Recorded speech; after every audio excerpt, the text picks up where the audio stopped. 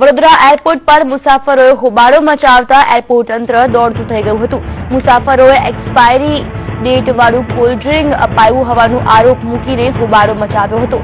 ધુમ્મસના કારણે દિલ્હી જતી ફ્લાઇટ મોડી પડી હતી અને તેથી એરપોર્ટ પર જ મુસાફરોને કોલ્ડ ડ્રિંક આપવામાં આવ્યા હતા। આ કોલ્ડ ડ્રિંક એક્સપાયરી ડેટ વાળું હોવાનો આરોપ મૂકી મુસાફરોએ હોબાળો મચાવ્યો હતો। આ અંગે વધુ માહિતી આપવા માટે જોડાઈ ગયા છે અમારા સંવાદદાતા મનોજ શર્મા।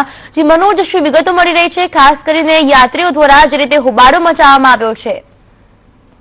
જી જણાવી દઉં કે વડોદરાથી સવારે દિલ્હી જનારી જે ઇન્ડિગો ફ્લાઇટ હતી એ ક્યાં ને ક્યાં ધુમ્મસના કારણે લેટ પડી હતી। દિલ્હીમાં ધુમ્મસ હોય છે એના કારણે અહીંયાથી ફ્લાઇટ ઉપડી ના હતી અને એના કારણે જે વિલંબ થયો હતો 2 થી 2.5 કલાકનો। ત્યારબાદ જે યાત્રીઓ બેઠા હતા એમને એક ફૂડ પેકેટ આપવામાં આવ્યું હતું કે એ લોકો નાસ્તો કરી શકે, પણ સૌથી મોટી વાત એ છે કે જે ફૂડ પેકેટ આપવામાં આવ્યું હતું એમાં જે કોલ્ડ ડ્રિંકની બોટલ હતી એ ફક્ત જે ઇન્ડિગોમાં જે ફ્લાઇટમાં જ આપવામાં આવે છે એ એક્સપાયરી ડેટની જાણ થતા યાત્રીઓએ ખૂબ જ હોબાળો મચાવ્યો હતો, કેમ કે અડધા યાત્રીઓ તો કોલ્ડ ડ્રિંક પી પણ લીધેલી। જે લોકોએ કોલ્ડ ડ્રિંક પી લીધેલી એમને એવું લાગ્યું કે અમને એક્સપાયરી ડેટની કોલ્ડ ડ્રિંક આપી છે અને અમે લોકોએ પણ પી લીધી, અમારા સ્વાસ્થ્યને કેટલું નુકસાન થશે એને લઈને તમામ જે યાત્રીઓ છે એમને હોબાળો મચાયો છે। તમામ જે લોકો નારાજ છે કે આટલી સારી સુવિધાઓ માટે અમે જયારે હવાઈ યાત્રા કરતા હોય છે ને એમાં જો આવી લાપરવાહી કરવામાં આવે, સારા લોકો હવાઈ યાત્રા કરતા હોય છે પોતાના સ્વાસ્થ્ય માટે ને જલ્દી સફર થઈ જાય, જેના કારણે એક બાજુ મોડું પણ થઈ રહ્યું છે અને સાથે જે સુવિધા આપવામાં આવે છે